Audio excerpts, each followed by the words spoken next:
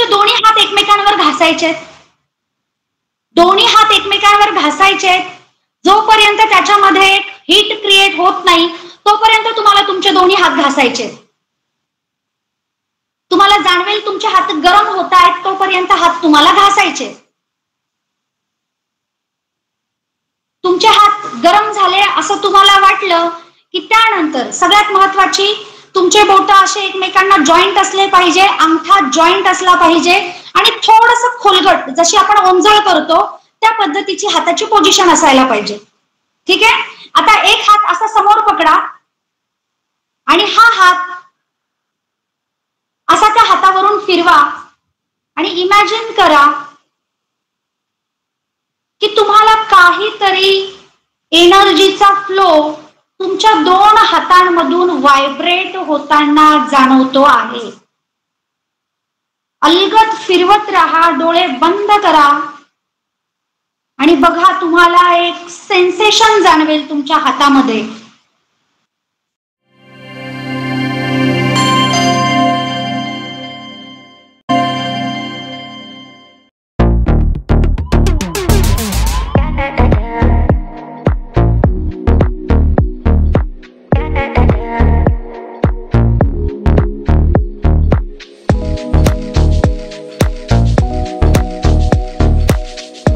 संविधान जागृती देशाची प्रगती या अंतर्गत होणाऱ्या विशेष ऑनलाईन व्याख्यानमाला आजचे पुष्प आहे 1096 आणि आपण 1096 पुष्प आपण गुंफत आहोत.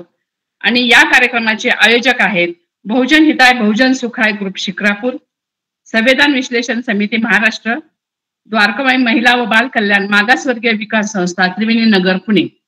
आणि आजच्या कार्यक्रमाच्या प्रमुख वक्त्या म्हणजे प्रमुख अतिथी म्हणून आपल्याला लाभलेल्या आपल्या सर्वांच्या आवडत्या आणि ज्या आपल्याला संविधानाचं प्रत्येक आठवड्याला विश्लेषण करतात त्या आदरणीय advocate Pragya Ambadas Sejwal, BA LLB LLM DL and DW PhD, Perceiving in Prisoners Right Nashik.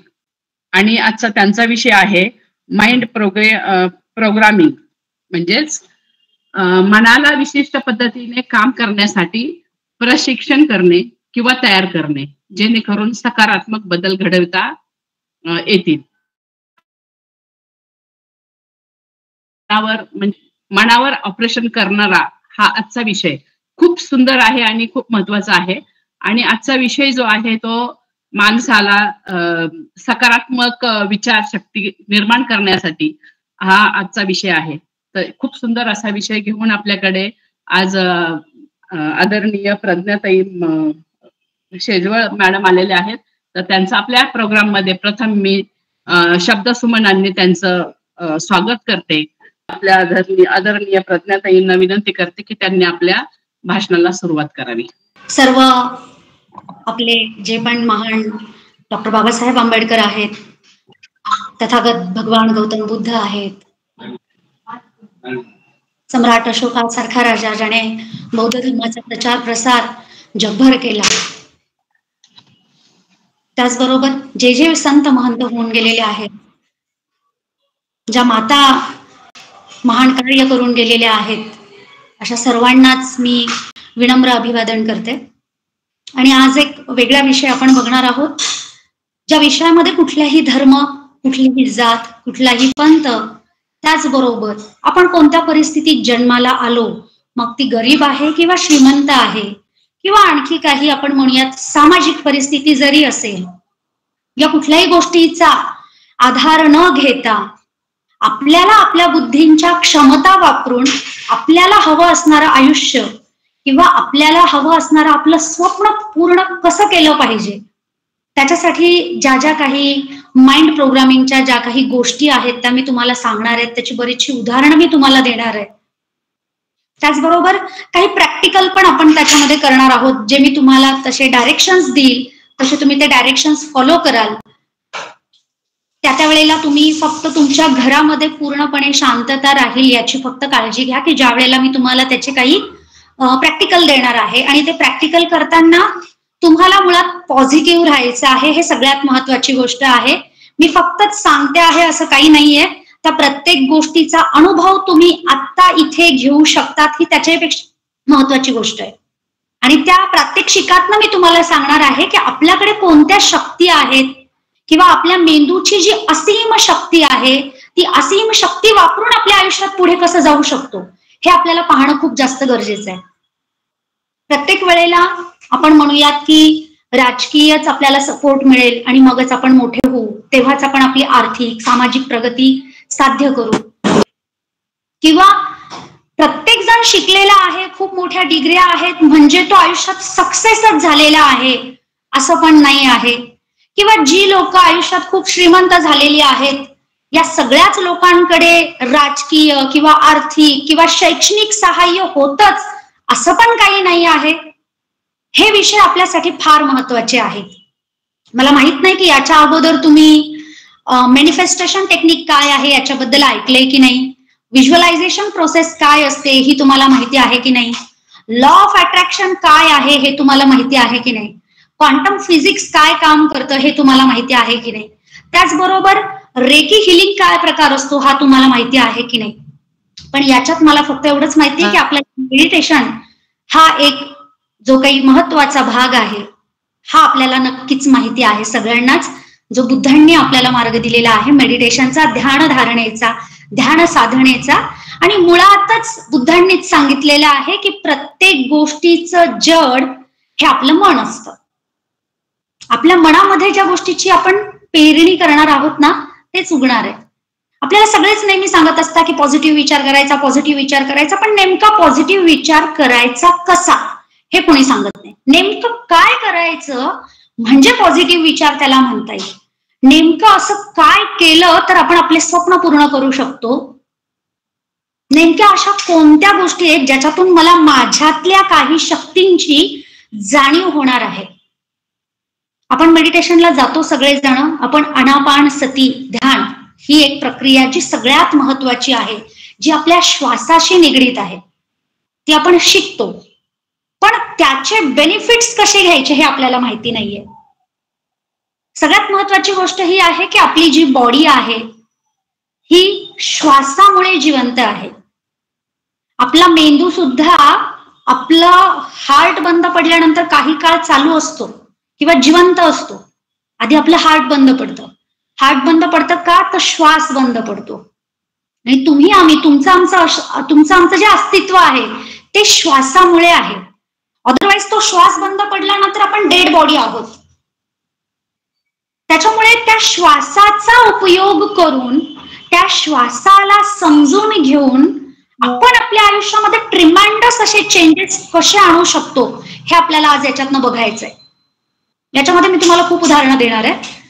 आपण जर बघितलं की काही समाज हा आपल्याला आपण म्हणूयात की व्यावसायिक दृष्ट्या फार पुढारलेला दिसतो किंवा खूप हायर लेवलला ते गेलेले दिसतात, आणि आपण म्हणूयात की व्यावसायिक दृष्ट्या पुढारलेले आहेत, त्याच्यामुळे अल्टिमेट सामाजिक दृष्ट्या इथे पुढारलेले दिसतात, त्याच्याचमुळे कुठेतरी राजकारणातही त्यांचा प्रभाव आहे आणि ते त्यांना जे हवं ते या समाजामध्ये या जगात त्यांच्या आयुष्यात मिळवू शकतात. आपल्याकडे असं काही आहे का की आपणही हे सगळं मिळवू शकतो? तर ऍब्सोल्युटली आपण मिळवू शकतो, ते फक्त आणि फक्त आपल्या बुद्धीच्या जोरावर. आपल्या मेंदूमध्ये अशा काही असीम शक्ती आहेत ज्या आपण स्वतः ओळखल्या तर इथे असणारा प्रत्येक जण त्याचं सगळे स्वप्न कुठलाही राजकीय कुठलाही सामाजिक आधार न घेता पुढे जाऊ शकतो. इवन दो मी तुम्हाला हेही सांगेल की याला खूप सारे लोक असे आहेत की त्यांच्याकडे शिक्षण पण नव्हतं, अगदी अडाणी माणसं सुद्धा करोडपती झालेले आपण या समाजामध्ये बघितलेली आहेत, आणि हे एक सत्य उदाहरण आहे. म्हणजे हे कुणीच डिनायल नाही करणार. खूप लोक तुम्हाला असे दिसतील की ज्यांच्याकडे शिक्षण नव्हतं, खूप गरिबीचे दिवस काढले, पण करोडपती झालेले आहेत, खूप पैसे त्यांनी कमवले. मग हे कसं साध्य झालं? तर त्याच्यासाठी सगळ्यात महत्वाची गोष्ट असते ती म्हणजे आपला आयुष्याकडे बघण्याचा दृष्टिकोन, किंवा तुम्ही एखाद्या प्रसंगाकडे तुम्हाला हव्या असणाऱ्या गोष्टींकडे कोणत्या दृष्टिकोनातून बघता, किती सकारात्मकतेने त्याच्याकडे बघत असता, हे खूप मॅटर करतं. बुद्धांनी आपल्याला सांगितलेलं आहे की आपल्याला भूतकाळात काय झालं याचा विचार करायचा नाही, आपल्याला भविष्यात काय होणार आहे याचाही विचार करायचा नाही, पण आपल्याला प्रेझेंट लाईफ मध्ये जगायचंय, आपल्याला वर्तमानात जगायचंय. आपण हे फक्त ऐकतो, पण आतापर्यंत कुणी हे प्रॅक्टिकल केलंय का की मी वर्तमानात जगतो? कुणी सांगेल का मला इथे, म्हणजे आता जेवढे उपस्थित आहेत त्याच्यामध्ये कुणी सांगेल का असं की मी वर्तमानात जगतो, आणि मी वर्तमानात जगतो म्हणजे मी कसा जगतो याचं कोणी उदाहरण देईल का? एनीवन? बुद्धांनी आपल्याला सांगितलेलं आहे की आपल्याला वर्तमानात जगायचंय. मग वर्तमानात जगायचं म्हणजे नेमकं कसं जगायचंय हे माहितीये का कुणाला? कुणी सांगेल का? वर्तमान काळात जगणं म्हणजे भूतकाळ आणि भविष्य काळाचा विचार न करता आत्ताचा जो क्षण आहे तो अतिशय एकाग्रपणे त्याच्यातच राहणे, त्याच्यातच क्रिया करणे, त्याला आजच्या काळात जगणं असं म्हणतात. ओके, ठीक आहे. आपल्याला सरांनी उत्तर दिलंय की भविष्याची आणि भूतकाळाची चिंता न करता आज आपल्या जवळ जे जसं आहे त्याच काळात जगणं. पण मला सांगा, जर आपण ठरवलं आपण भूतकाळाची चिंता नाही केली, तो पास्ट आहे, भविष्यात मला काय करायचं याचा विचार मी नाही केला, आणि आज माझी परिस्थिती अगदी बिकट आहे आणि मी ठरवलं मला वर्तमानात जगायचंय, तर मी माझ्या आयुष्यामध्ये सुखी, समाधानी किंवा मला हवेत ते स्वप्न पूर्ण करू शकेन का?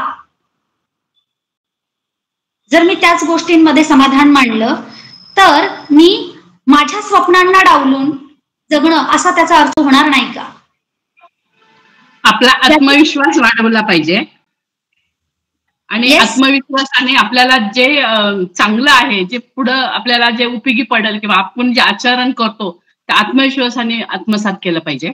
त्याचा फायदा आपल्याला फ्युचरमध्ये होतो, आणि जे काय उत्साह आहे, प्रेरणा आहे, ते जे चांगलं आहे त्याच्यातून मिळते, तर ते आपण आत्मसात केलं पाहिजे आणि सकारात्मक विचार ठेवले पाहिजेत.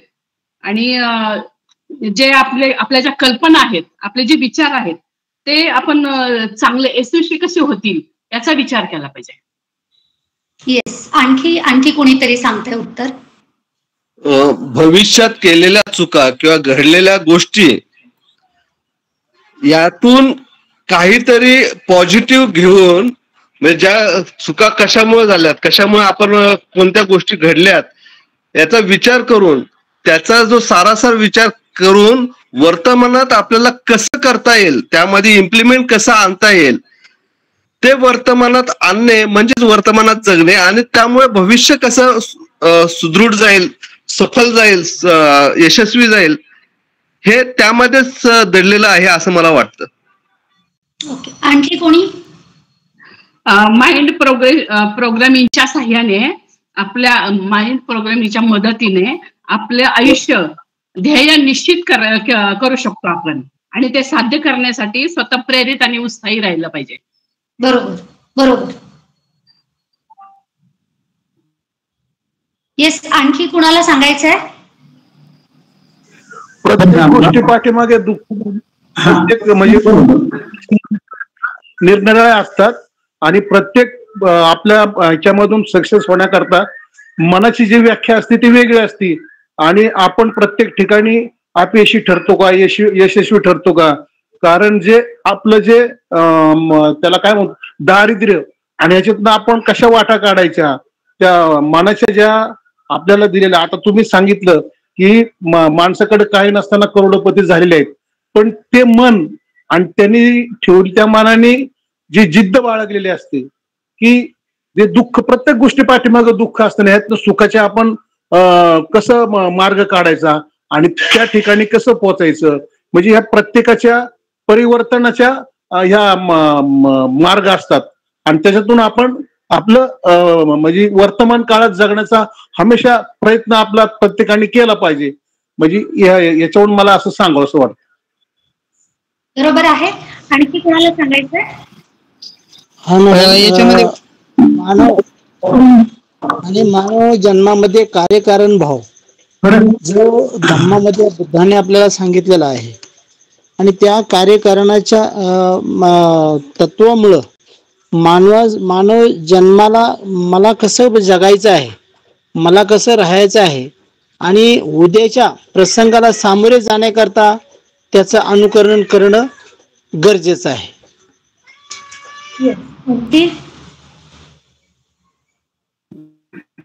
मॅडम, धम्मपदातील जी आहे, धम्मपद सर्व सिद्धीचं कारण मन आहे आणि मनाच्या जर सकारात्मकतेने जर केलं तुम्ही त्याप्रमाणे जर वागला, कारण हे मनावरचा त्या धम्मपदाच्या गाथेत येईल की मन हे सर्वश्रेष्ठ आहे. तेव्हा मनाला योग्य पद्धतीनं कसं कंट्रोल करता येईल हे आपल्याला शिकलं तर आपण त्या मनस्थितीत राहू शकतो आणि तशी प्रगती करू शकतो.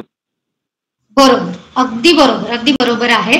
म्हणजे खूप जवळजवळ तुम्ही उत्तरं दिलेली आहेत. म्हणजे मला अपेक्षित असण्याच्या बऱ्याच, माझ्या मते कांबळे सरांना पण उत्तर द्यायचंय. सर, तुमचं पण म्हणणं सांगा. सरांचा हँडरेज आहे, नामदेव सरांचा हँडरेज आहे. आदर्शांना वंदन, उपस्थितांना नमो बुद्धाय, जय भीम, जय भारत, जय संविधान. ताईंचा प्रश्न खूप छान आहे. वर्तमानात जीवन जगायचं कसं, म्हणजे वर्तमानात जगायचं म्हणजे नेमकं कसं जगायचं. तर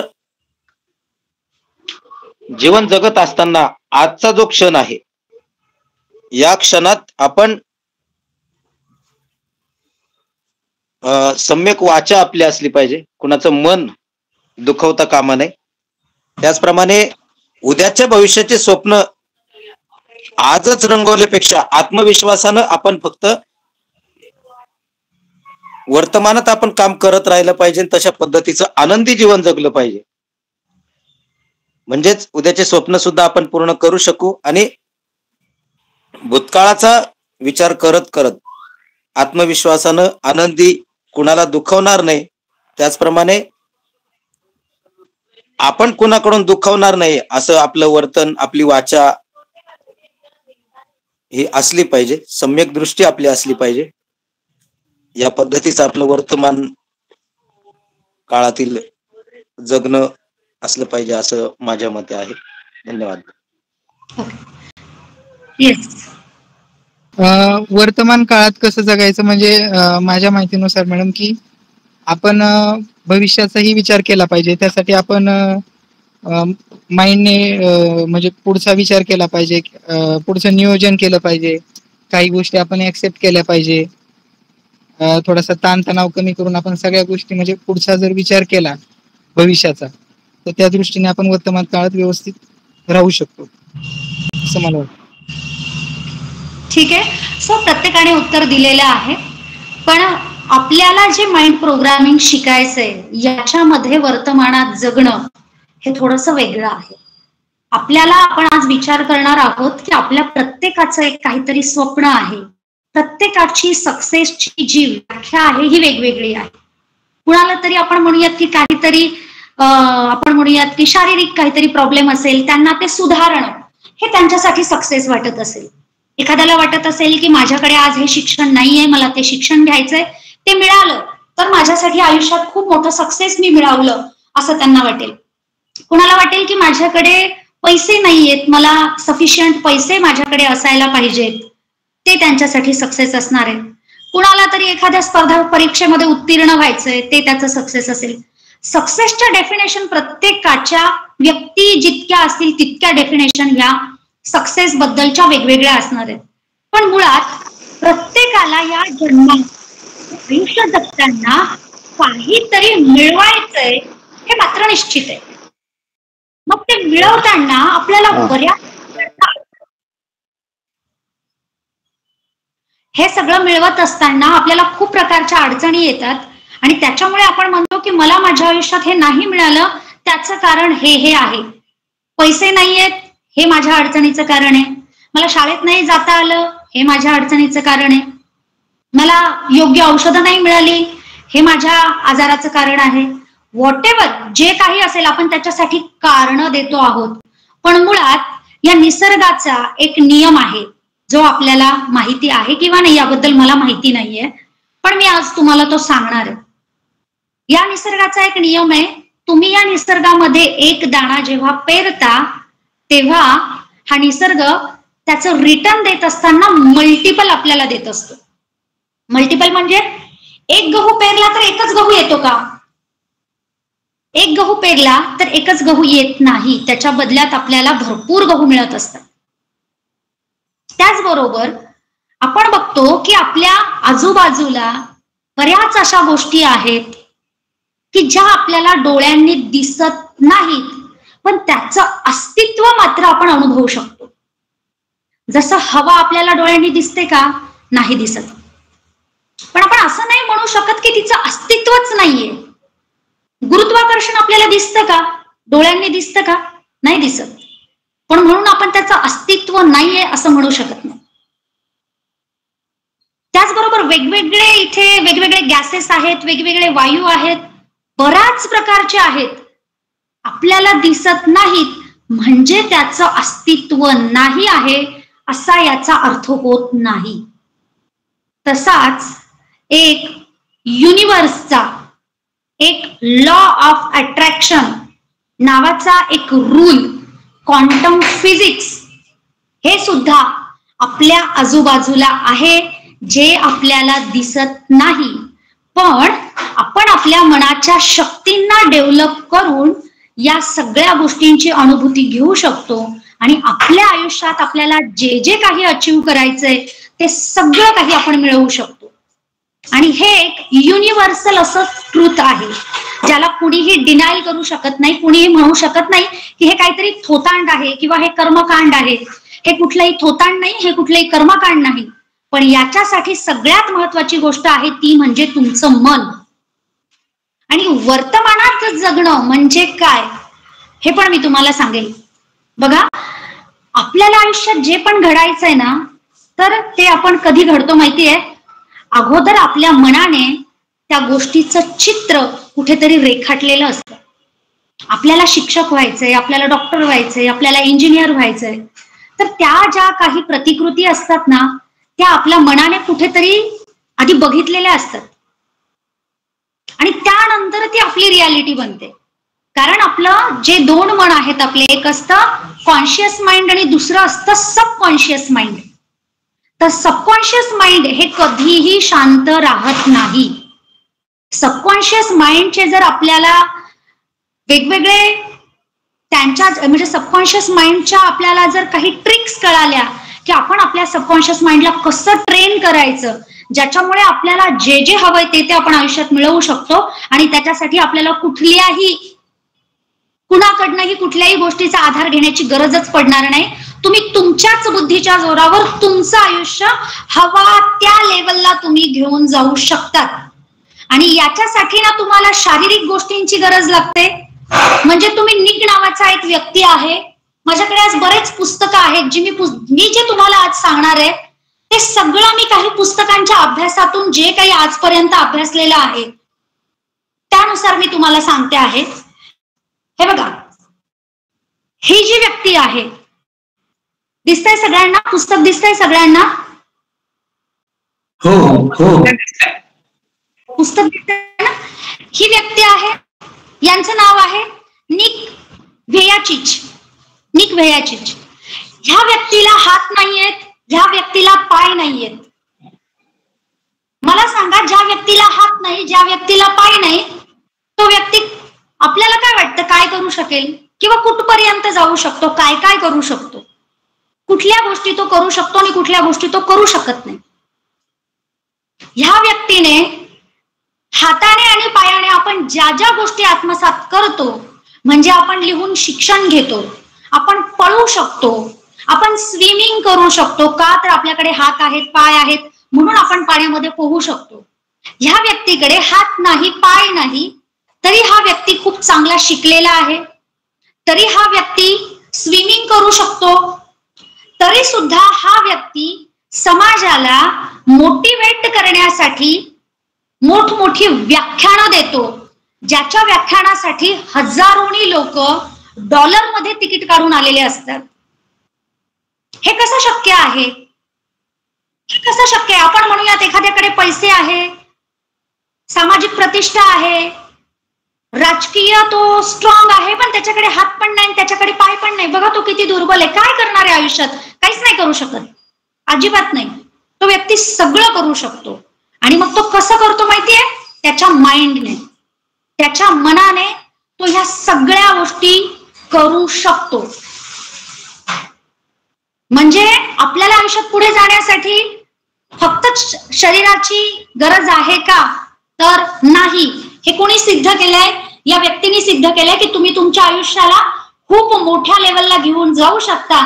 जरी तुम्हाला निसर्गाने 2 हात आणि 2 पाय दिले नसले तरीही तुमच्यातल्या असीम शक्ती संपल्या आहेत असा त्याचा अर्थ होत नाही. तुमच्याकडे असीम शक्ती आहेत आणि याची आपल्याला जाणीव करून घेणं खूप गरजेचं आहे. या व्यक्तीचं हे चरित्र तुम्ही नक्की वाचा. तुम्हाला समजेल की या व्यक्तीने कसा तो एवढ्या मोठ्या पदावर गेलेला आहे, कसा आज तो लोकांना मोटिवेट करतो आहे. त्याचबरोबर सगळ्यात महत्वाची गोष्ट, हे एक पुस्तक आहे लिमिटलेस, ज्याला अमर्याद असं म्हटलेलं आहे. अमर्याद. ओके. जिम क्विक नावाच्या लेखकाचं हे पुस्तक आहे. याच्यामध्ये सुद्धा त्यांनी आपल्या मनाच्या असीम शक्ती आपण ओळखून कसं पुढे जाऊ शकतो हे त्यांनी याच्यामध्ये दिलेलं आहे. हे सुद्धा आपल्या वाचनात असायला पाहिजे. त्याचबरोबर बुद्ध आणि बदास, बुद्ध आणि बदास हे एक पुस्तक आहे. याच्यातही तुम्हाला बुद्धांनी मनाच्या शक्ती किती, आपण म्हणूयात की किती असीम लेवलच्या आहेत, त्याचा वापर आपण कसा करायचा हे या पुस्तकामध्ये सांगितलेलं आहे.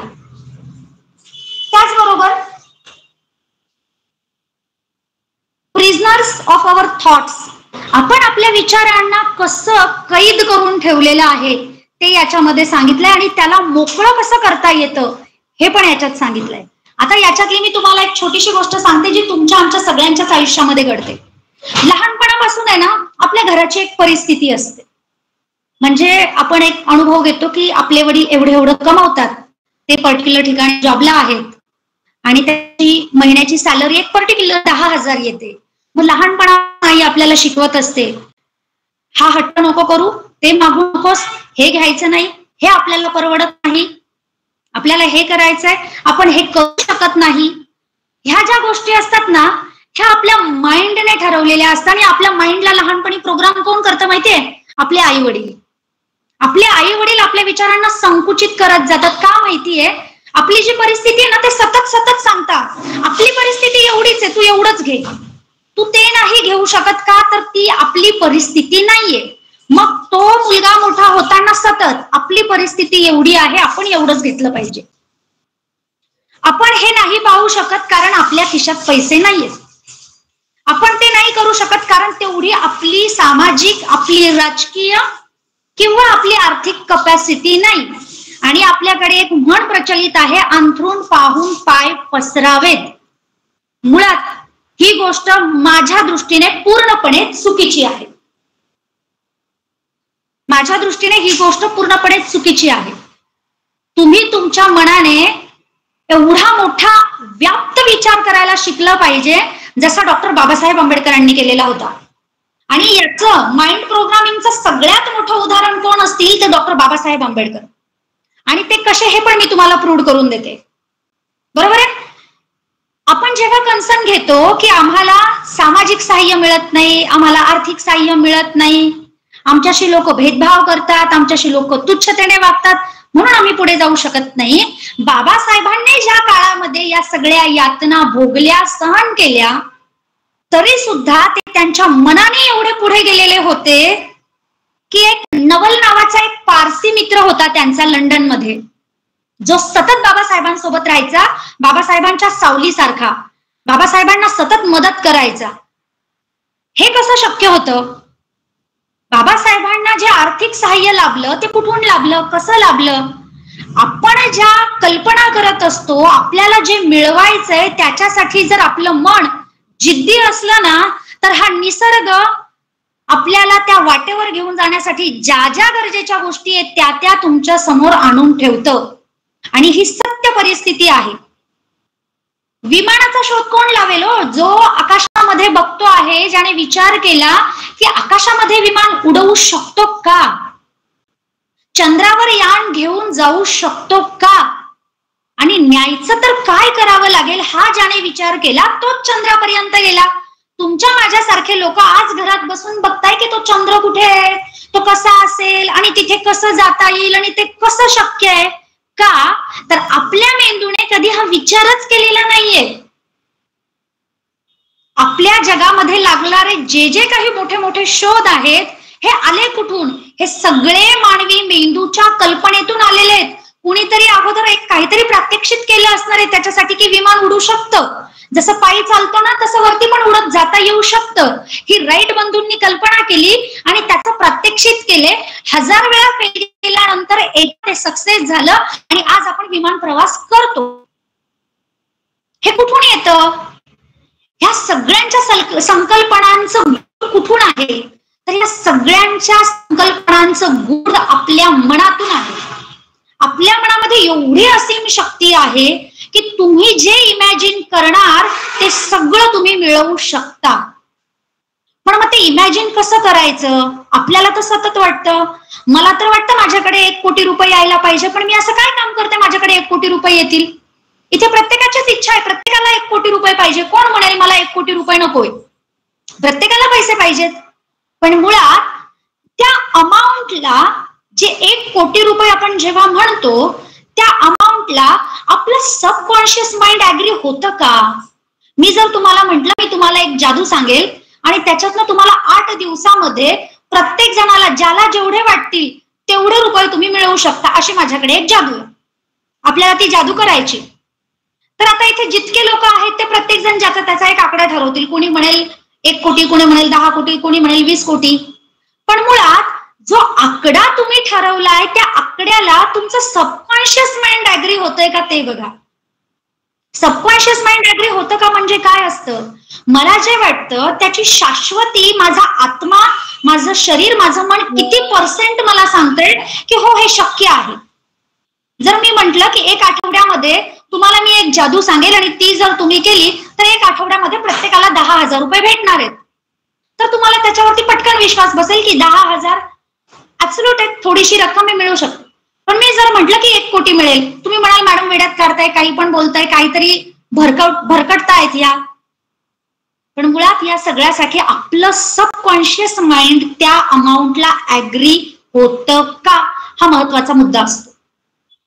आपल्या मनाने अगोदरपासून आपली एक परिस्थितीची जी काही छबी आहे ती इतकी पक्की करून ठेवलेली असते की ते त्याच्या पलीकडे जायलाच तयार नसतं.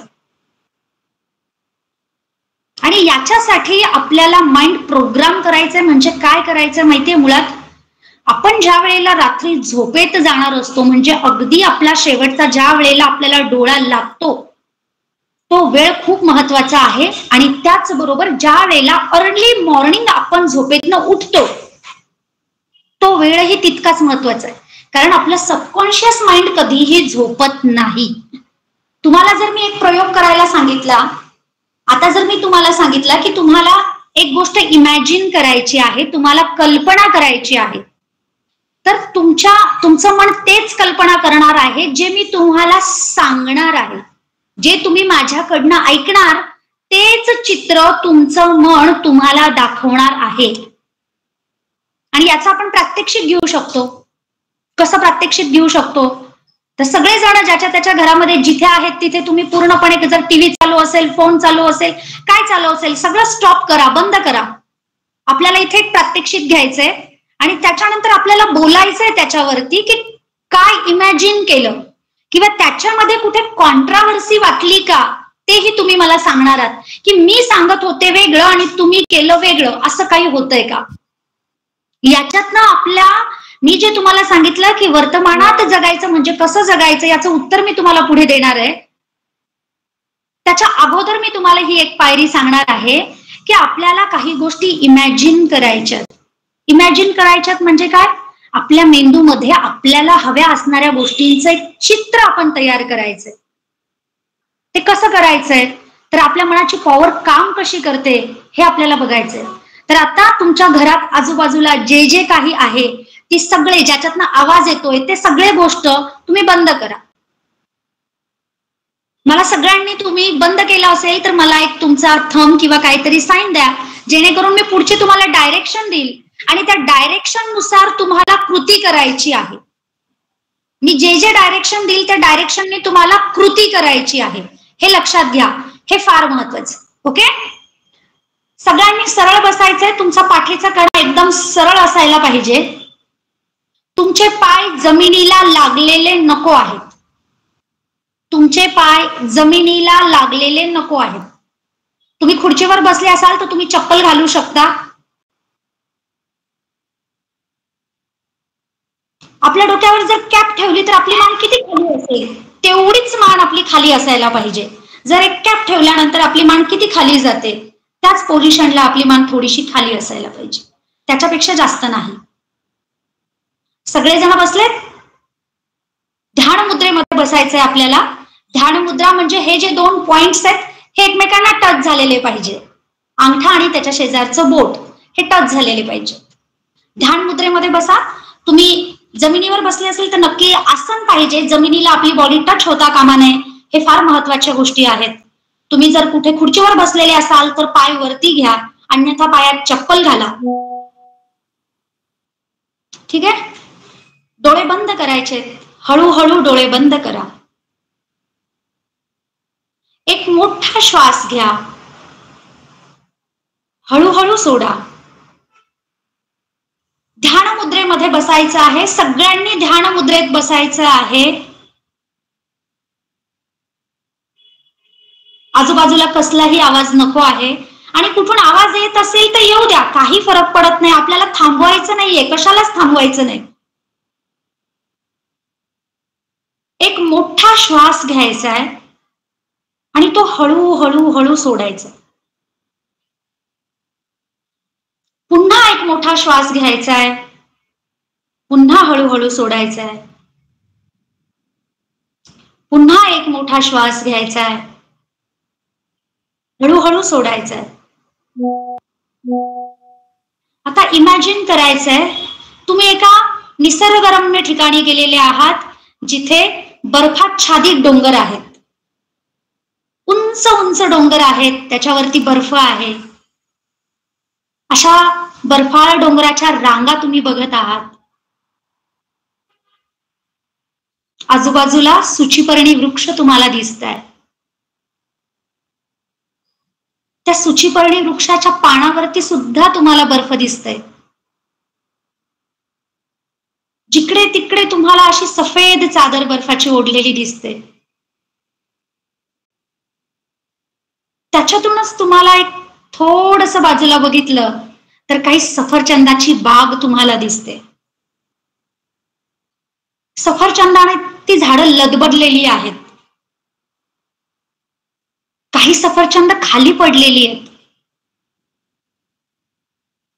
एक छोटीशी गोंडस गोड गोरी गोरी अशी छोटीशी मुलगी, जिने लाल कलरचा फ्रॉक परिधान केलेला आहे, ज्याच्यावर पांढऱ्या कलरचे टिपके आहेत. तिच्या हातामध्ये एक छोटस बास्केट आहे. त्या बास्केटचा रंग निळा आहे. आणि ती मुलगी एक एक सफरचंद वेचते आहे, त्याच्याकडे बघते आहे, हसते आहे, आनंदी होते आहे आणि ते सफरचंद ती त्या निळ्या कलरच्या बास्केटमध्ये टाकते आहे. थोड्या अंतरावरती एक लाल कलरची कार उभी आहे. तिच्या बाजूला त्या मुलीचे वडील उभे आहेत. उंच असं एक व्यक्तिमत्व आहे. सफेद जे आपण फॉरेनरचे केस असतो त्या टाईपचे केस, अगदी गोरेपाण धिप्पाड असं व्यक्तिमत्व असणारे. त्यांच्या हातामध्ये एक छत्री आहे. त्या छत्रीचा रंग मात्र काळा आहे. तुम्ही लांबून हे सगळं दृश्य बघत आहात.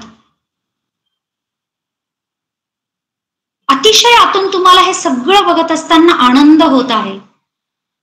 एक असीम शांतता,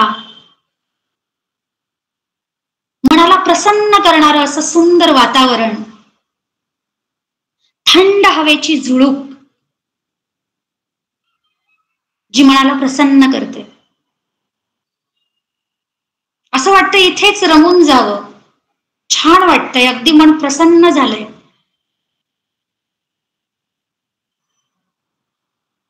किती सुंदर दृश्य आहे, बघत राहा त्याच्याकडे.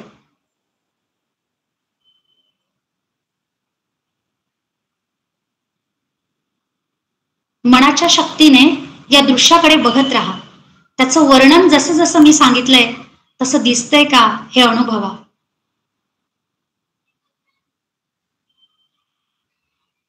पुन्हा एक मोठा श्वास घ्या, हळूहळू सोडा. पुन्हा एक मोठा श्वास घ्या, हळूहळू सोडा. पुन्हा एक मोठा श्वास घ्या, हळूहळू सोडा. आपले दोन्ही हात एकमेकांवर घासा आणि त्यानंतर काही सेकंदासाठी आपल्या डोळ्यावर ठेवा.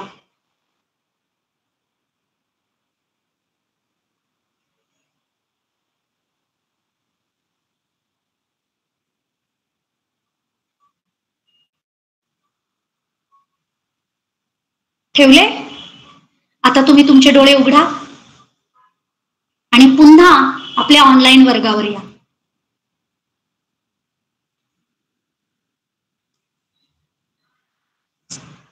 आलात सर्व? आले असेल तर मला साईन करा. कसं वाटलं सगळ्यांना? उत्साही आणि आनंदी वाटलेला आहे. आणि मला तर असं वाटत होतं मी खरंच सफरचंदाच्या बागेमध्ये आहे आणि इकडे येण्याची काही इच्छाच नाहीये. म्हणजे तुम्ही जेव्हा आम्हाला सांगितलं की तुम्ही आता श्वास घ्या डोळे उघडा, तेव्हाच मला असं वाटलं आता मॅडम बहुतेक आपल्याला परत इकडे बोलवत आहेत. एवढं म्हणजे रंगून गेलं त्याच्यामध्ये. मी तर शिमलामध्ये गेलो, कारण ते पाहिलेलं होतं अगोदर आणि आता कल्पनामध्ये सहज तेच दिसलं. म्हणजे बर, आता मला काही प्रश्नांची मी स्वतः सिक्कीमला गेलो होतो. त्या ठिकाणी हा आनंद लुटलेला आहे, अगदी आनंद लुटलेला आहे. त्याच्यावर मी स्वतः या वयामध्ये जाऊन तिथून घसरगुंडी करण्याचा प्रयत्न केला, नातवंडांना घेतलं. तो एक अनुभव माझ्या डोळ्यासमोर पुन्हा एकदा आला. गेल्या 5-10 वर्षापूर्वी माझ्या मुलीने मला सिक्कीमला नेलं होतं, तिथला हा आनंद पुन्हा पाहायला मिळाला. वा वा वा, किती छान. मला सांगा, आपण सगळे त्या बर्फाच्छादित प्रदेशामध्ये फिजिकली होतो का? नाही, फिजिकली आपण तिथे पोहोचतो ना. आपण गेलो, आपण फिजिकली तिथे होतो, मनाने आणि संपूर्ण निसर्गाचा जो आनंद मिळाला तो आपण तिथेच होतो असं मला वाटत होतं. आणि तेव्हा कुणाला वाटलं का की माझ्या घरी काही प्रॉब्लेम आहे, माझ्याकडे पैसे नाहीयेत, माझी काही अडचण आहे, असं कुणाला या सेकंदाला त्यावेळेला वाटलं का? नाही, प्रॉब्लेम थोड्या वेळ काही सुद्धा पाहताना. बरोबर. आणखी मला मी ज्या वेळेला तुम्हाला सांगितलं की त्या मुलीचा लाल रंगाचा फ्रॉक आहे, तेव्हा कुणाला काळ्या रंगाचा फ्रॉक दिसला? नाही नाही नाही, तो लालच दिसला आणि त्याच्यात पांढरे फुगे दिसले आणि तिच्या हातातली बास्केट सुद्धा निळीच दिसली. दिसली की नाही दिसली? सगळ्यांना सांगा कशी दिसली. सगळ्यांना लालच रंगाचा फ्रॉक दिसला का?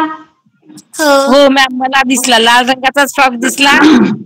पांढरे ठिपके, बास्केट सुद्धा निळी आणि तिच्या वडिलांचं जे तुम्ही वर्णन केलं ते सेम तसेच तसे. तुम्ही गोरी गोरी गुटगुटीत मुलगी, एकटी, खूप सुंदर. मला तर थोडा वेळ काय मस्त मनामध्ये पूर्ण चित्र छापलं मॅडम ते. कारण ती मुलगी सफरचंद गोळा करत आहे, तिचे वडील थांबलेले आहेत लाल रंगाच्या गाडी शेजारी, मागच्या बाजूला पांढरी बर्फ आणि ते सफरचंदाची झाड असं पूर्ण चित्रच डोळ्यासमोर होतं. आणि तो डोंगर, बर्फाची चादर ओढलेली. आता मला खूप सुंदर. जाऊन आलेत सिमलाला, सिक्कीमला, म्हणून त्यांनी ते बघितलं. अरविंद सर जाऊन आलेत म्हणून ते पाहिलं.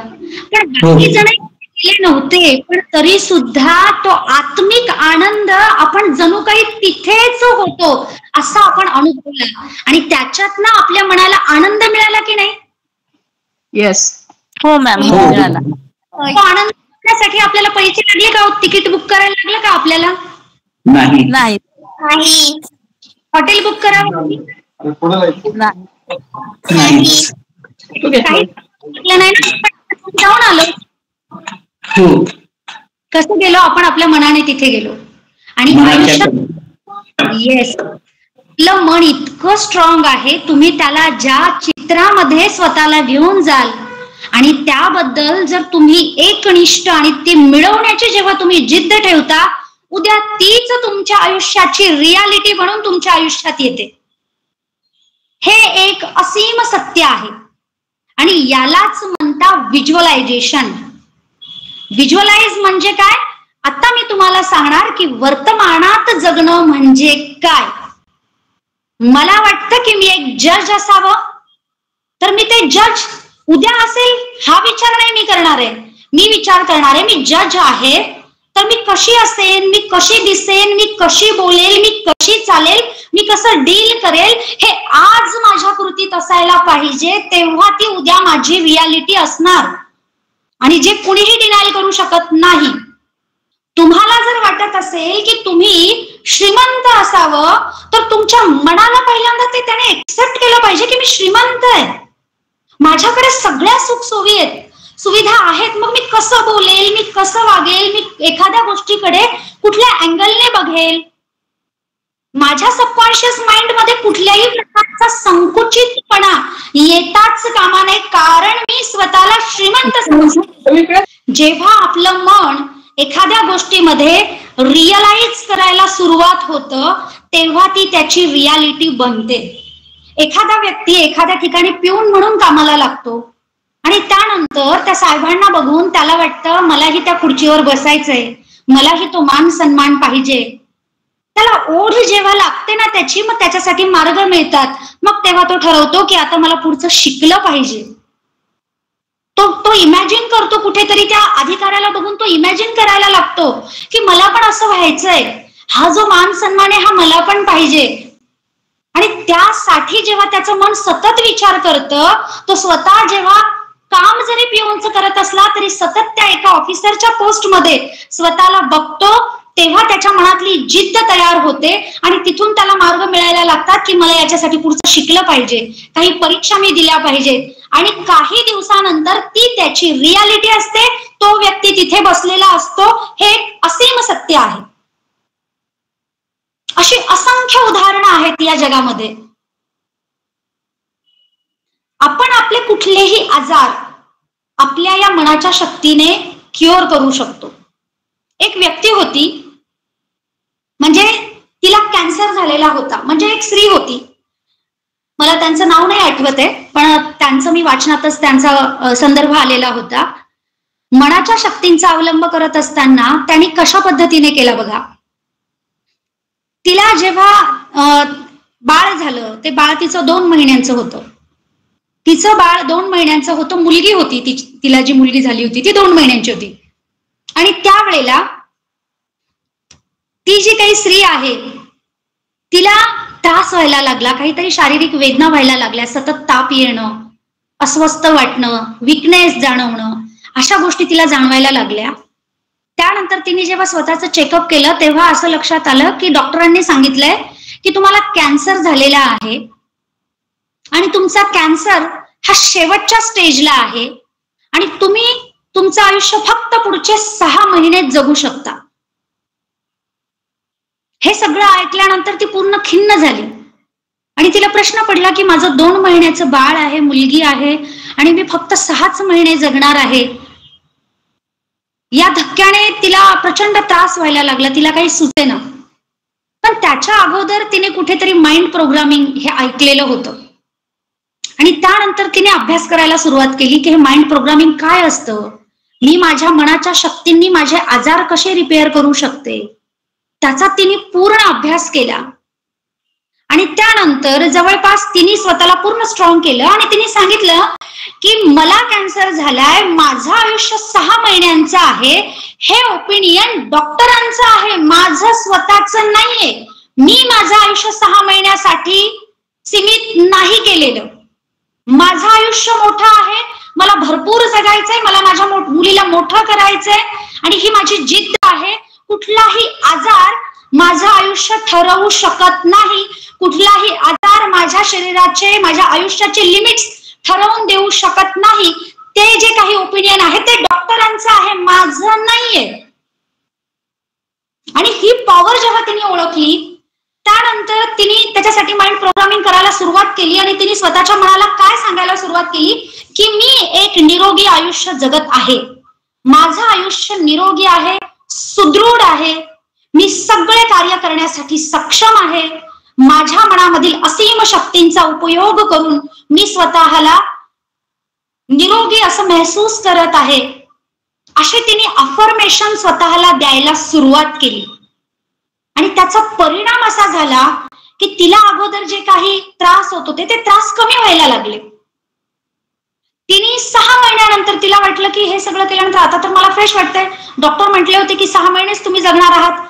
6 महिन्यांना काही दिवस बाकी असताना ती डॉक्टरांकडे गेली, त्याच डॉक्टरांकडे गेली ज्या डॉक्टरांनी सांगितलं होतं की तुम्ही 6 महिने जगणार. त्यांच्याकडे गेली, डॉक्टरांनी परत चेकअप केलं. डॉक्टर बोलले तुमचा कॅन्सर 3rd स्टेजला आहे, तुम्ही 6 महिने जगणार आहे. ती बोलली की हे तुम्ही मागच्या 6 महिन्यापूर्वीच बोलले होतात. डॉक्टर म्हणे हो, तुमचे फिजिकली रिपोर्ट तर हेच सांगताय. पुन्हा तिने स्वतःला त्याच पद्धतीने अफर्म करायला सुरुवात केली, अफर्मेशन्स द्यायला सुरुवात केली की माझं शरीर निरोगी आहे, माझ्या आयुष्यातील जेवढ्या असीम शक्ती माझ्या शरीरात आहे त्याचा मी योग्य उपयोग करत आहे, मी सुदृढ आहे, माझं आयुष्य हे मोठं आहे, माझं शरीर निरोगी आहे. असे अफर्मेशन स्वतःला द्यायला सुरुवात केली.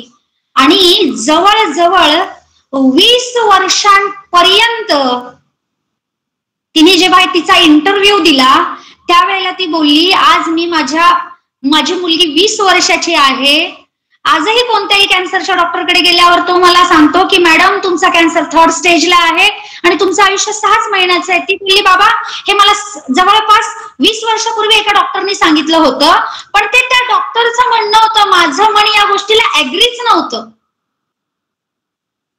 म्हणजेच काय, जेव्हा आपल्याला एखादा आजार होतो असं डॉक्टर जेव्हा सांगतात तेव्हा आपण काय करतो माहिती का, खूप जास्त सेन्सिटिव्ह होतो आपल्या शरीराच्या बाबतीत.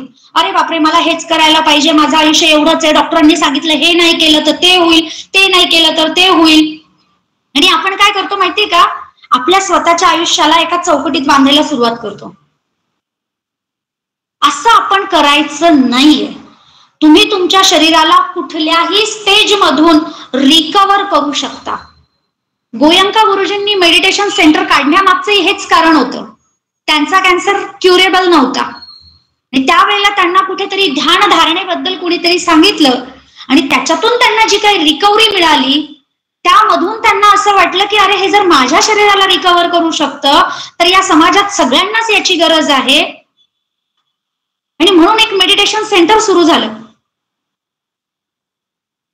आपल्या मनाच्या असीम शक्ती आपण ओळखल्या पाहिजेत आणि याच्यासाठी सगळ्यात महत्वाची गोष्ट करायची ती म्हणजे अफर्मेशन.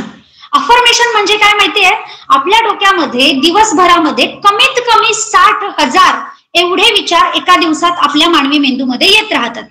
त्यापैकी बरेच विचार हे निगेटिव्ह असतात आणि काही विचार हे पॉझिटिव्ह असतात. जास्तीत जास्त निगेटिव्ह विचार आपण करत असतो.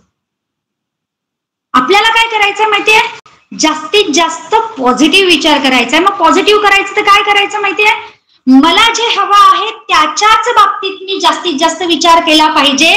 मी स्वतःला सतत प्रत्येक मिनिटाला इमॅजिन करत राहिलं पाहिजे की ही गोष्ट मी मिळवली आहे, मी कसं जगते, मी कसं राहते, मी कसं वागते, माझ्याशी लोक कसे बोलता आहेत हे मला इमॅजिन करता आलं पाहिजे. त्यावेळेला आपण आपल्या आयुष्यात जे आपले स्वप्न आहेत ते लवकरात लवकर अट्रॅक्ट करून घेऊ शकतो. तुम्हाला प्रामाणिकपणे सांगते, मला माझ्या आयुष्यामध्ये कधीही जातीवादाचे चटके कधीही भोगायला मिळाले नाहीत. कारण काय सांगू, मी कधी निगेटिव्ह सेन्सने कुठल्याच गोष्टीकडे कधीच पाहिलं नाही. माझ्यासोबतचीच लोक आहेत ज्यांना नेहमीच या गोष्टीचे चांगले वाईट अनुभव आलेले आहेत. मुळात काय माहितीये का, आपण एक छबी आपल्या डोक्यामध्ये पक्की करून ठेवली आहे की ही लोक आपल्याशी असेच वागतात, हे लोक आपल्याशी असेच वागतात. तुम्हाला त्याचा परिणाम तसाच दिसेल जसा तुम्ही इमॅजिन केला. कारण ही फ्रिक्वेन्सी आहे. आपल्या बॉडीमधनं काही ऑरा बाहेर येतो असतो, जे आता तुम्ही मी मला सांगा, आपण कितीतरी लोक आता वेगवेगळ्या ठिकाणावरून एकमेकांना बघत आहोत, एकमेकांचा आवाज ऐकत आहोत. आणि ही कनेक्टिव्हिटी कशातून आहे हो, ह्या मोबाईल सारख्या गॅझेट मधून. जो मोबाईल काय आहे, एक निर्जीव वस्तू आहे आणि त्या निर्जीव वस्तूंना कनेक्ट करणारी काहीतरी फ्रिक्वेन्सी, काहीतरी वेव्ज याच्यातनं एवढ्या सगळ्या हजारो किलोमीटरचं अंतर, हजारो किलोमीटर पर्यंत येणारे अडथळे क्रॉस करून तुमच्यापर्यंत पोहोचताय. आणि तुम्ही, मी माझ्या घरामध्ये जशी आहे तशीच्या तशी तुम्ही आज मला बघू शकता, मी तुम्हाला बघू शकते, तुम्ही मला ऐकू शकता, मी तुम्हाला ऐकू शकते. याच्यातले वेव्ज आपल्याला दिसतायत का, जे दोन निगेटिव्ह गोष्टींमध्ये जोडलेले आहेत. पण जर निगेटिव्ह गोष्टींमधले वेव्ज एवढे स्ट्रॉंग असतील तर दोन सजीव व्यक्तींमधले वेव्ज किती स्ट्रॉंग असतील याचा आपण विचार केला पाहिजे. कधी कधी असं होतं की एखाद्या व्यक्तीची आपल्याला खूप आठवण येते, खूप आठवण येते आणि अचानक त्या व्यक्तीचा फोन येतो, अचानक त्या व्यक्तीचा फोन येतो. असं का होतं माहितीये, आपण आपल्या बॉडीची फ्रिक्वेन्सी त्याच्यापर्यंत पाठवत असतो. आपल्या मनाची फ्रिक्वेन्सी त्या व्यक्तीपर्यंत जात असते. आणि याचं उदाहरण तुम्ही पुन्हा एक प्रयोग करायचा आहे, जे मला तुम्ही 8 दिवसांनी सांगाल याचं उत्तर की मॅडम हे असं खरंच झालं की नाही झालं. जे पण याचा प्रामाणिकपणे प्रयोग करतील त्याला याचं उत्तर एकदम स्पष्टपणे, आणि तुम्हाला वाटेल की ही तर जादू झाली, डायरेक्ट जादू झाली, आणि हे कसं काय शक्य झालं. तुम्ही प्रत्येकाने इमॅजिन करायचंय की तुम्हाला पुढच्या 8 दिवसामध्ये एक पिवळ्या कलरचा बदक बघायचा आहे. काय, पिवळ्या कलरचा बदक. प्रत्येकाने लक्षात ठेवा, चित्र काय आहे, पिवळ्या कलरचा बदक. आता तुमच्या समोर जे येईल ना ते तुम्ही फक्त इमॅजिन करत राहा. कदाचित ते चित्राच्या स्वरूपात असेल, कदाचित ते मूर्तीच्या स्वरूपात असेल, कदाचित ते तुमच्या फोनवरती एखाद्या वेळेला अचानक त्याचं चित्र येईल, कदाचित तुम्ही त्याला जिवंत बघाल, कुठल्याही स्वरूपात येईल. पण एक पिवळ्या रंगाचं बदक पुढच्या 8 दिवसाच्या आत तुमच्या समोर येणार आहे. तुम्ही इमॅजिन करायचं पिवळ्या रंगाचं बदक, आणि तुम्ही स्वतःहून सांगाल की हे आम्हाला दिसलं, आणि प्रत्येक जण सांगतील की कुणाला कोणत्या कोणत्या माध्यमातून दिसलं. आणि हे त्रिकाल अबाधित सत्य आहे की आपला मेंदू तेच अट्रॅक्ट करतो ज्या इच्छेने आपण जातो. आता मी जर तुम्हाला आणखी एक जादू सांगितली की तुम्हाला उद्यापासून 8 दिवसांपर्यंत कमीत कमी 100 गाड्या अशा दिसणार आहेत की ज्याचा नंबर सेम आहे. म्हणजे काय माहितीये, जसा 2211, 4433, 6688, 2244, काही पण तुम्हाला अशाच गाड्या दिसणार आहेत पुढच्या 8 दिवस की ज्याचा नंबर डबल असणार आहे.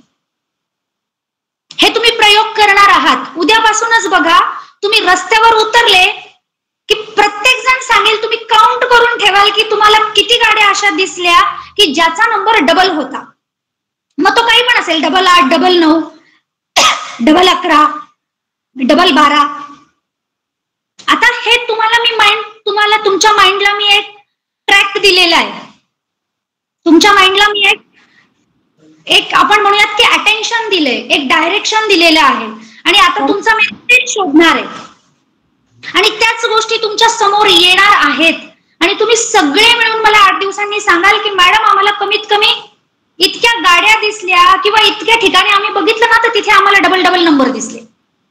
हे काय माहितीये का, आपला मेंदू त्याच गोष्टी अट्रॅक्ट करतो ज्याचा आपण सातत्याने विचार करत जाणार आहोत. म्हणून आपल्या आयुष्यात जर आपल्याला काही मिळवायचं असेल तर आपण रोज आपल्या दिवसभरामध्ये काय वाचतो, काय पाहतो हे फार महत्वाचं आहे. मोबाईल वरती रात्री झोपी जात असताना आपण काय बघून झोपतो हे फार महत्वाचं आहे. तुम्हाला जर वाटत असेल की तुम्हाला डॉक्टर व्हायचंय, तुम्हाला वाटत असेल तुम्हाला श्रीमंत व्हायचंय, तुम्हाला वाटत असेल तुम्हाला 1 कोटी रुपये तुमच्या अकाउंटवरती बँक बॅलन्स असावा अशी तुमची इच्छा आहे, तर तुम्ही काय बघितलं पाहिजे हे फार मॅटर करतं. तुमच्या माइंडला कसं प्रोग्राम केलं पाहिजे हे फार मॅटर करतं. शाळेत जाऊ का नको? जायचं बिलकुल. आता चाळा बुडवायची नाही. हा सुमनताई तुमचा माईक चालू आहे. सुमनताई म्हणते. हॅलो, प्लीज माईक बंद करा प्लीज. हा, तर लॉ ऑफ अट्रॅक्शन हे खूप मोठ्या प्रमाणात काम करत असतं. याच्यासाठी द सिक्रेट नावाचं एक पुस्तक आहे. आता मी तुम्हाला याचं अजून एक उदाहरण सांगेल. आपण बघा, आपण स्वतः देवाला मानत नाही, आपण कोणत्याही मूर्तीला मानत नाही, आपण कोणत्याही दगडाधोंड्याची आपण पूजा करत नाही. पण या जगात, या समाजात काही लोक अशी आहेत की त्यांचा विश्वास आहे की त्या पर्टिक्युलर ठिकाणी गेल्यानंतर तो देव त्यांना पावतो, त्यांचे नवस पूर्ण होतात. आणि याचं ते आपल्याला उदाहरण सांगता की हो, आमची ही मनोकामना पूर्ण झाली. हे कशामुळे होतं माहितीये का? मुळात त्या गोष्टीकडे जाताना किंवा त्याच्याबद्दल जे काही सकारात्मक ऐकलं ते त्या ब्रेनने एक्सेप्ट केलेलं असतं. आणि तो व्यक्ती जेव्हा तिथे जातो तेव्हा तो त्याची एक हिलिंग एनर्जी घेऊन जातो. तो इतका पॉझिटिव्ह असतो की तिथे गेल्यानंतर त्याला माहितीये 100 लोकांचा इथे नवस पूर्ण झालाय, सगळे म्हणता इथे नवस पूर्ण होतो, मलाही कुठेतरी वाटतंय माझाही नवस पूर्ण होणार आहे. आणि तो व्यक्ती तिथे जातो आणि काही दिवसात त्याची इच्छा पूर्ण होते. हा चमत्कार त्या दगडाचा, हा चमत्कार त्या देवाचा नाहीये. हा चमत्कार त्या मनाने जो विश्वास ठेवून तिथे गेलेला असतो त्याचा तो चमत्कार आहे. आणि म्हणून लोक देवाला भजतात, म्हणून लोक देवाला पूजतात, म्हणून लोक नवस करतात. आपण जर याची एक आपण म्हणूयात की तुम्ही जर एखादं उदाहरण तुम्हाला मी सांगितलं की तुम्ही हे करून बघा. तुम्ही रस्त्याच्या कडेला चालता चालता एक दगड घ्या. रस्त्याने तुम्ही चाललाय, फिरायला चालले, ज्यांच्या आजूबाजूला कुठे नदी असेल, कुठे एखादा समुद्र असेल, तिथे फिरता फिरताना एक काम करा. तुम्हाला मी सांगते बघा, हे कसं काम करतं. लोकांना जे देव पावतात ना, प्रसन्न होतात ना, तेच देव, तेच दगड आपल्यासाठी सुद्धा प्रसन्न कसे होतील याची मी तुम्हाला जादू सांगते. रस्त्याने चालता चालता एखादा जो तुम्हाला चांगला वाटेल दगड, जरा याचा आकार छान आहे, जरा गुळगुळीत वाटतो, छान वाटतो जरा इतर दगडांपेक्षा, तो दगड उचलून घ्या. तो दगड उचलून घेऊन या, तो दगड धुवा, तुम्ही स्वच्छ धुवा, त्या दगडाकडे बघा आणि त्याला हील करा, त्याला एनर्जी द्या की अरे तू माझ्या आयुष्यात आल्यापासून माझ्यासाठी सगळ्या गोष्टी सकारात्मक होत आहेत. माझं प्रत्येक काम सकारात्मक व्हायला लागलंय. मला कुठेच अडचण येत नाहीये, मला कुणीच अडवत नाही. प्रत्येक जण माझं म्हणणं ऐकून घेतंय, प्रत्येक जण मला पॉझिटिव्ह रिस्पॉन्स देत आहे. मला खूप समाधानी आणि खूप आनंदी असं फील होतंय. असं तुम्ही त्या दगडाकडे बघून हील करा. काही दिवसांनंतर तुम्हाला असं जाणवायला लागेल की हो, तुम्हाला असेच परिणाम दिसतात आणि तुमचा असा विश्वास बसेल की तो दगड तुमच्या सोबत असला ना की तुमचे सगळे कामं पॉझिटिव्ह होतात. हे सत्य आहे. हे सगळे प्रयोग मी कुठलाही थोतांड म्हणून सांगत नाही. या प्रत्येक गोष्टी मागे सायंटिफिक रिझन आहे की तुमचं मन एखाद्या गोष्टीला, दगडाचा स्वरूप एखाद्या जादूमध्ये करू शकतो. आणि हे आपण वापरलं पाहिजे आपल्या आयुष्याला पुढे घेऊन जाण्यासाठी. याच्यासाठी हे द सिक्रेट, याचे जवळपास 6 एडिशन्स आहेत, याचे 6 बुक्स आहेत की आपल्या आयुष्यामध्ये आपण सकारात्मक विचार करून आपल्याला जे जे पाहिजे ते कसं मिळवू शकतो. एखाद्या गोष्टीबद्दल ना आपण काय करतो, आपण म्हणतो हो मला तर हे पाहिजे पण मला माहितीये की ते काय होणारच नाही. मला सतत वाटतं हा मला पाहिजे पण ते काय होणार नाही. तुम्ही काय करताय माहितीये, तुमचं सबकॉन्शियस माइंड सांगताय, तुम्ही कितीही सांगा पण तुमचं सबकॉन्शियस माइंडने प्रिंट करून ठेवलंय ते काही होणार नाही. म्हणजे बघा, एखादी आई तिच्या लहान मुलाला जर खाऊ घालायचं असेल, तिला हे माहितीये की आपण किती याच्यासाठी छान बनवलं ना खायला, पण हा काही खात नाही. किती पण प्रेमाने बनवा, हा काही खात नाही. हा काय खातो, बाहेरचं हॉटेलचंच खातो, याला दुकानातलाच कुरकुरे आवडतात, चिप्स आवडतात. मग तुम्ही असं ठरवा, तुम्हाला कोणीतरी सांगितलं की अगं बाई घरात चांगलं करतो खाईल, तर ती आई काय करते माहितीये का, जेव्हा त्याच्यासाठी काहीतरी छान पदार्थ बनवायला घेते ना, तेव्हा ती काय करते, बनवायला घेते पण तिथून विचार चालू असतो, बनवायला तर घेतलंय पण मला माहितीये हा काही खाणार नाही. बनवते तर आहे मी, इतक्या प्रेमाने बनवते पण याला बाहेरच आवडतं, हे इतकं छान होईल, सगळ्यांना आवडेल पण हा पोरगा काही खाणार नाही. तुम्ही काय करता माहितीये, तुमचे व्हायब्रेशन्स जे आहेत ते त्याच्यामध्ये टाकतायत आणि त्याचा परिणाम तुम्हाला असा दिसतो की तो मुलगा ते खाणार नाही. ही सत्य परिस्थिती आहे. काही लोकांचे आशीर्वाद घ्यायला का जातात, आपल्याला वाटतं की एखाद्याच्या आशीर्वादाने, एखाद्याच्या मंगल कामनेने माझं चांगलं कसं होणार आहे, तर तो व्यक्ती तुमच्या प्रती त्याचे व्हायब्रेशन सेंड करतो आहे.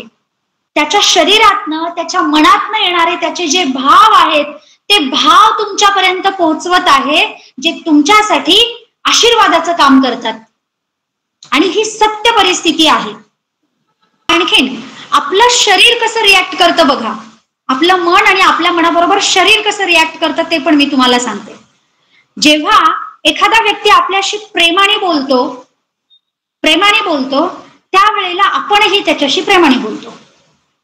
एखाद्या व्यक्तीने जर आपल्याला अचानक शिवी दिली तर आपल्या माइंडची फ्रिक्वेन्सी बदलून जाते आणि आपल्याला राग येतो, आपला जो काही आवेश असतो तो बदलून जातो. हे कशामुळे होतं, हे शब्दांच्या परिणामामुळे होतं. म्हणून आयुष्यामध्ये आपण जे काही बोलतो हे खूप महत्वाचं असतं. त्याचा परिणाम तुमच्या माइंडमध्ये जरी तुम्ही विचार करत असलात तरी त्याचा परिणाम त्या व्यक्तींवरती होत असतो. दोन व्यक्तींचं जर भांडण झालेलं असेल ना, तर ते तोंडाने काही बोलत नसले पण त्यांच्या डोक्यामध्ये विचार चालू असतात. नवरा बायकोंचं उदाहरण जर घेतलं आपण, की दोघांचं एखाद्या विषयावरून भांडण झालेलं आहे, दोघं एकमेकांशी बोलत नाही, सतत तो व्यक्ती म्हणत असतो ही अशीच करते तशीच करते, तिच्याही डोक्यात सारखं चालू येतं हे असंच करतात तसंच करतात. ते दोघं समोरासमोर आले ना की त्या दोघांचे चेहरे बघून सगळ्यांना कळतं की यांचं काहीतरी बी नसलंय. फ्रिक्वेन्सी जी आहे ती घराचा माहोल लगेच बदलून टाकते. पण तेच जर आपण घरामध्ये प्रेम असेल, वात्सल्य असेल, तर त्या घराचा ऑरा, त्या घराची एनर्जी सुद्धा ऑटोमॅटिकली बदलून जाते. हे युनिव्हर्सल ट्रूथ आहे. आपण आपल्या घराला स्वर्गासारखं सुंदर जेव्हा म्हणाल तेव्हा तुमचे व्हायब्रेशन तुमच्या घरामध्ये तसेच येणार आहेत आणि त्याचे परिणाम आपल्या सगळ्या फॅमिलीला होणार आहेत. ही एक सत्य परिस्थिती आहे. आशीर्वाद माणसासाठी काम करता म्हणजेच काय, तर आपले जे काही विचार आहेत, सगळ्यात महत्वाची गोष्ट जी फ्रिक्वेन्सी आहे विचारांची ती आपण सेंड करतो. याच्यासाठी मी तुम्हाला एक शेवटचा प्रयोग सांगणार आहे आणि आपण इथे थांबूयात. त्यानंतर मी तुम्हाला अफर्मेशन्स कसे म्हणायचे, अफर्मेशन काय असायला पाहिजे, रोज सकाळी उठल्यानंतर काय बोलायचंय, रात्री झोपताना काय बोलायचंय, हे सगळं मी तुम्हाला पुढच्या एका लेक्चरमध्ये सांगेल, ज्याच्यामध्ये मी तुम्हाला ऍक्च्युली माइंड प्रोग्रामिंग करण्यासाठी काय काय करावं लागतं, ज्याच्यामध्ये टॅपिंग प्रोसेस आहे, ज्याच्यामध्ये रेकी हिलिंग प्रोसेस आहे, या सगळ्या प्रोसेस मी तुम्हाला तेव्हा शिकवेन. पण आता मी तुम्हाला सांगणार आहे की आतापर्यंत तुम्ही कधीही अनुभव घेतलेला नाहीये की तुमच्या शरीरामध्ये एक युनिव्हर्सल अशी एनर्जी आहे जिचा तुम्ही आजपर्यंत तुमच्या आयुष्यात अनुभव घेतलेला नाही आणि ती तुम्हाला कधी जाणवली पण नाही. पण पुढच्या 2 मिनिटांमध्ये मी तुम्हाला दाखवणार आहे की तुमच्या शरीरामधून एका एनर्जीचा फ्लो कसा होतो आहे, जो तुम्ही स्वतः अनुभवणार आहात की बघा तो फ्लो कसा होतोय. ठीक आहे, सेम सगळेजण शांत बसा, शांत बसा, कुठलाही आवाज नको. आपलं मन पुन्हा थोडंसं शांत करा आणि पॉझिटिव्ह असायला पाहिजे की तुम्हाला एका शक्तीची अनुभूती मिळणार आहे जी आतापर्यंत तुम्ही कधीच अनुभवलेली नाही, जी तुमच्या शरीरात आहे, तुमच्या शरीरात आहे आणि तुम्हाला ती अनुभवायची आता, जी तुम्हाला जाणवणार आहे. ठीक आहे, शांत बसा. आता मी जे जे करणार आहे ना ती कृती तुम्हाला करायची. तुम्हाला सगळ्यांना मी दिसते? ओके. तुम्हाला तुमचे दोन्ही हात एकमेकांवर घासायचे, दोन्ही हात एकमेकांवर घासायचे. जोपर्यंत त्याच्यामध्ये एक हीट क्रिएट होत नाही तोपर्यंत तुम्हाला तुमचे दोन्ही हात घासायचे. तुम्हाला जाणवेल तुमचे हात गरम होत आहेत तोपर्यंत हात तुम्हाला घासायचे.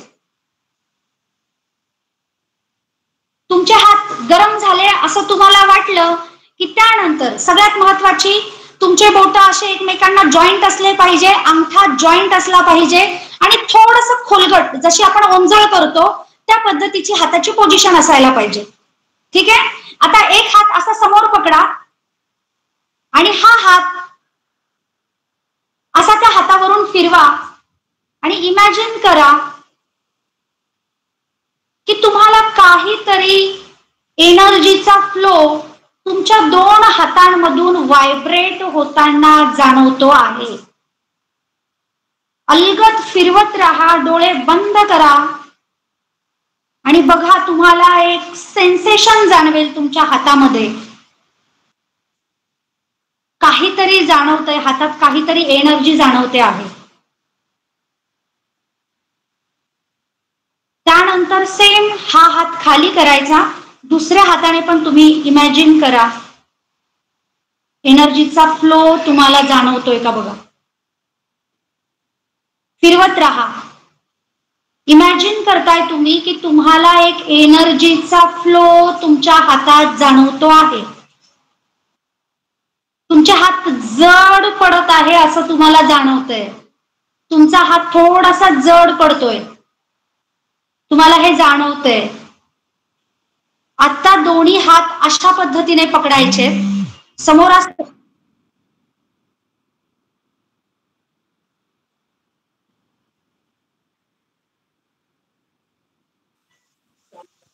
दोन्ही हात मागे पुढे करत राहा,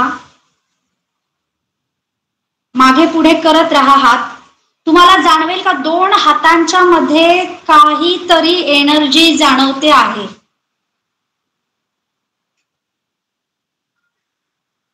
तुम्हाला जाणवेल, तुम्हाला सेन्स होतो आहे की त्यामध्ये काहीतरी एनर्जी आहे. जरा तुम्ही असं थोडस मागे पुढे जरी केलं तर तुम्हाला जाणवेल की ह्या 2 हातांच्या मध्ये काहीतरी एनर्जी आहे. बघा, तुम्ही करून बघा.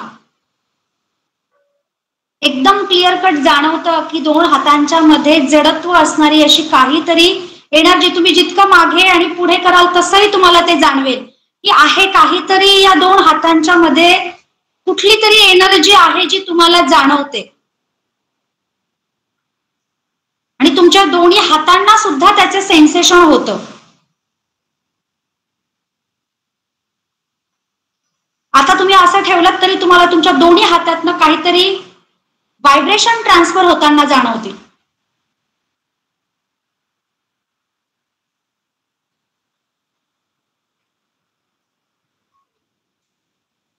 जाणवताय का? किती लोकांना जाणवत आणि किती लोकांना जाणवत नाही सांगा.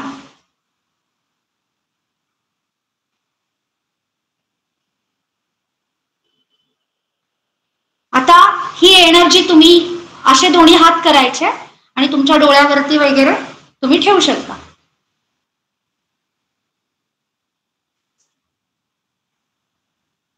प्रामाणिकपणे सांगायचं की किती लोकांना जाणवलं की त्यांच्या 2 हातामध्ये काहीतरी एनर्जीचा फ्लो, काहीतरी वेगळं जाणवलं.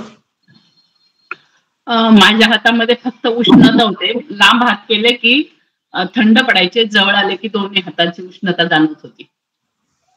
आणखी कुणा दोन्ही हातामध्ये तरंग येत होते, तरंगाचे जाणवत होते. नंतर हात जड होते, ज्यावेळेस आपण मागे पुढे करतो ना त्यावेळेस प्रत्यक्ष जाणवत येते असं मला अनुभव. एक्झॅक्टली, एकदम परफेक्ट सरांना जाणवलेलं आहे. जे म्हणजे मला अपेक्षित आहे की तुम्हाला ते कसं सेन्स व्हायला पाहिजे. एकदम परफेक्ट. माझ्या हातामध्ये ना मॅम हे झाल्यासारखं होत होतं मला, असं म्हणजे वेगळ्या प्रकारचं असं काही. ज्या वेळेला मी हात मागे पुढे करत होतो त्यावेळेला लाईक दॅट स्प्रिंग